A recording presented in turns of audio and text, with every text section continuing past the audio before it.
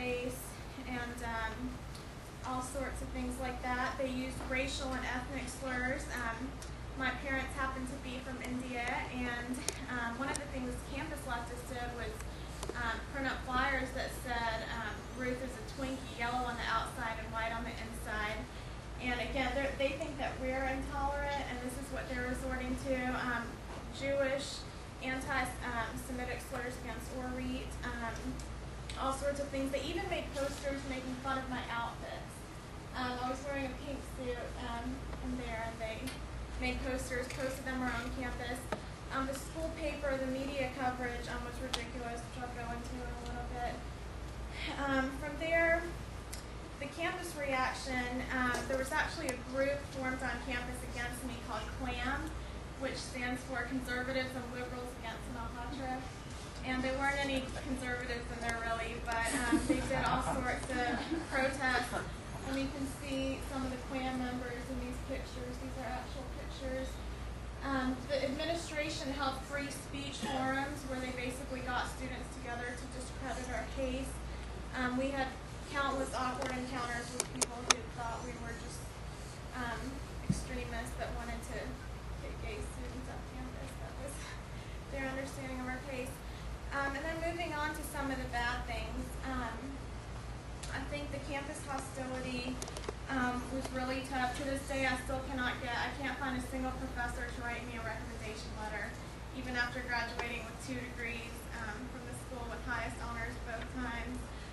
We really have been blacklisted. Georgia Tech spent $100,000 on a program designed specifically to discredit us and our case. They brought in Maya Angelou to speak about tolerance and diversity and the price of free speech. So that was definitely tough to counter. The mainstream media, the LA Times, our case broke in the LA Times front page story. The headline was "Students Sue for the Right to Be Intolerant." We're like, all we want is free speech. We don't want the right to be intolerant. So that was tough. Litigation, if any of y'all are familiar with it, it's not glamorous. It's very tedious and complicated. And I think the hardest thing to deal with for me personally was getting terroristic death threats and threats against my life. It culminated to where I had to move off campus. I lived in a sorority house, and it was a liability for the other girls for me to live there, so I had to move out. I had to have police protection when going to class. My last 2 semesters at Georgia Tech, sometimes I'd have 3 police cars escorting me just so I could go to class. And that was tough, and I think it demonstrates, not that I'm a victim, because I'm not, but it shows the opposition and what they'll resort to when their thought monopoly is threatened. I just go through a couple of these things.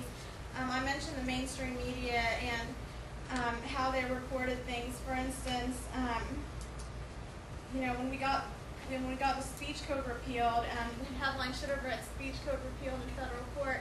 Instead, it read "Insults are now allowed at Tech."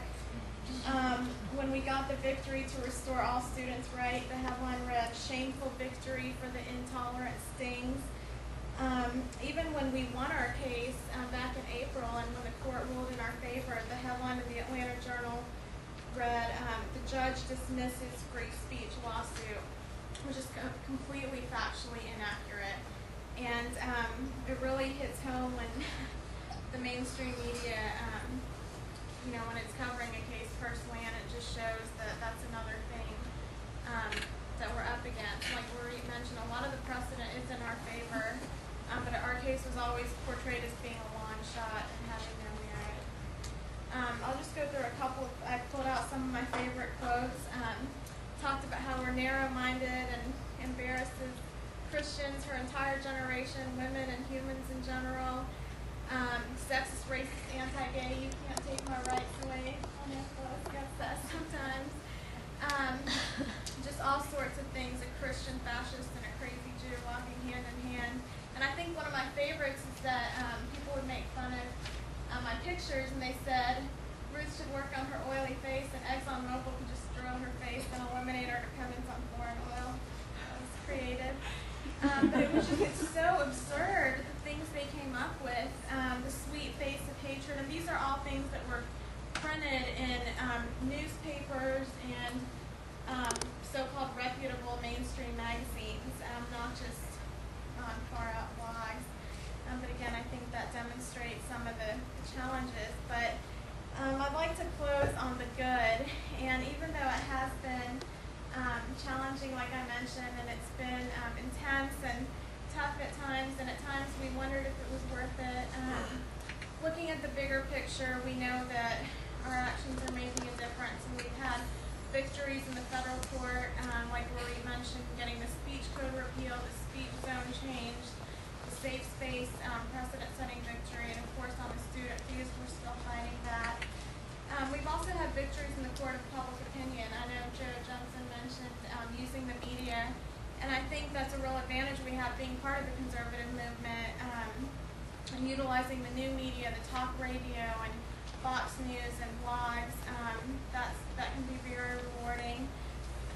We've learned so much through this, even to coming to events like this, and it really has impacted our long-term goals.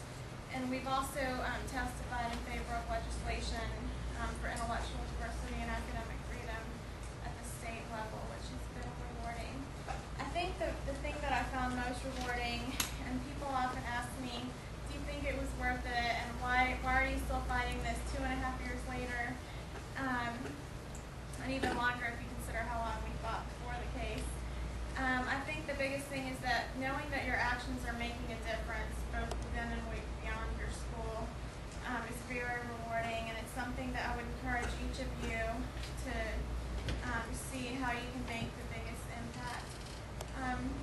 Just finally, what all this demonstrates, I sincerely hope that none of you have to go through the extent of what Rory and I had to face in our time on campus, but chances are you will face some of these challenges to a certain extent, whether it's hostile administrators or unconstitutional policies or even other students that oppose your values. And I think our case demonstrates the importance of the battle, that you should take it seriously and be well equipped with the knowledge, and coming to things like this will really help you with that.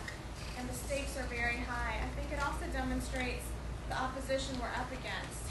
The left is vicious, they're extreme, and they're hypocritical, and they'll stop at nothing to advance their agenda, and we have to be prepared for that. I think it demonstrates that our side is winning, and even sometimes if you feel like you're in the minority, you're not alone, and you shouldn't give up, because it is worth the fight. And one of my favorite scripture verses is from Galatians 6:9, and it says, "Let us not become weary in doing good, for at a proper time you will reap a harvest if you do not give up." And I really believe that all of you are doing great work, and you are making a difference on your campuses, whether you realize it or not. But the fight is hard, and it takes a long time sometimes to challenge these things, but if you don't give up, it will be worth it in the end, and you will come out ahead.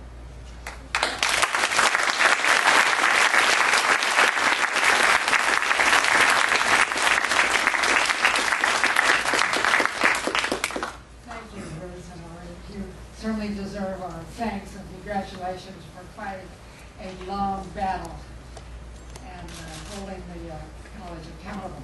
And now we're going to hear from Karen Agnes, who's one of our alumna of Eagle Fourum Collegians and our summit, and she has an exciting story to tell.